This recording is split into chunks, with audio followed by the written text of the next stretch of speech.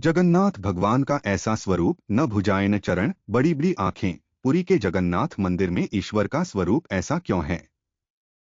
एक दिन श्री कृष्ण की दो पत्नियां सत्यभामा और जाम्बवंती श्री कृष्ण की मां रोहिणी से जिद करने लगीं कि उन्हें कृष्ण बलराम की गोकुल ब्रज और वृंदावन वाली कथाएं सुननी हैं। ये सुनकर वसुदेव की पहली पत्नी और बलराम जी की मां रोहिणी खूब हंसने लगीं। पहले तो उन्होंने मना किया, लेकिन जब दोनों ही बहुएं बहुत जिद करने लगीं तब उन्होंने कहा कि ठीक है, मैं तुम दोनों को कृष्ण की बाल लीला सुनाऊंगी, लेकिन ध्यान रहे कि ये कथा कृष्ण और बलराम के कानों में न पड़ जाए। अगर ऐसा हुआ तो दोनों ही इस कथा में इतना डूब जाएंगे कि फिर वे ब्रज की ओर ही चले जाएंगे। तब तुम सभी कुछ नहीं कर पाओगी। इस पर सत्यभामा प्रसन्न होते हुए बोली, आप चिंता न करें, मेरे पास एक योजना है। हम सभी एक दिन रैवतक पर्वत पर मां अंबिका के पूजन के लिए चलेंगे। सुहागिन स्त्रियों के इस पूजन के लिए सभी इकट्ठा होंगी और इस तरह हमें एकांत भी मिल जाएगा। ऐसी योजना बनाकर द्वारिका के राजमहल की सभी बहुएं श्री कृष्ण की बाल कथा सुनने के दिन का इंतजार करने लगीं। उधर द्वार पर खड़ी सुभद्रा का भी यही हाल था, क्योंकि यह सिर्फ कृष्ण और बलराम की ही कथा नहीं थी, बल्कि उसके भी बचपन की बात थी। सुभद्रा यह सब सुनते सुनते जड़वत हो गईं। रोहिणी कथा सुनाती जा रही थीं। उधर राजमहल में राज परिवार की स्त्रियों के न होने से हलचल मच गई। कृष्ण बलराम ने सुना तो किसी अनिष्ट की आशंका से खुद सुभद्रा व अन्य सभी को खोजते हुए रैवतक मंदिर तक पहुंच गए।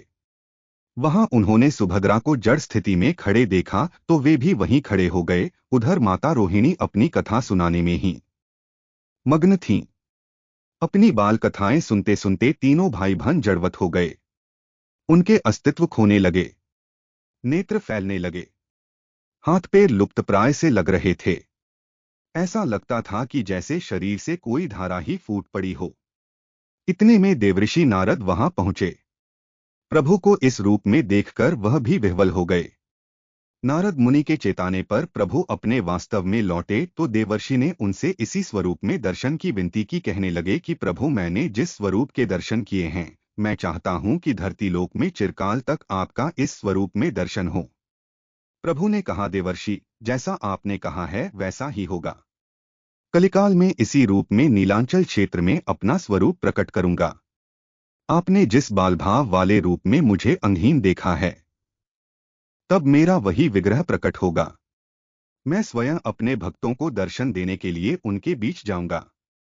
अपने भाई बहन के साथ मेरा ये स्वरूप जगन्नाथ के नाम से जाना जाएगा।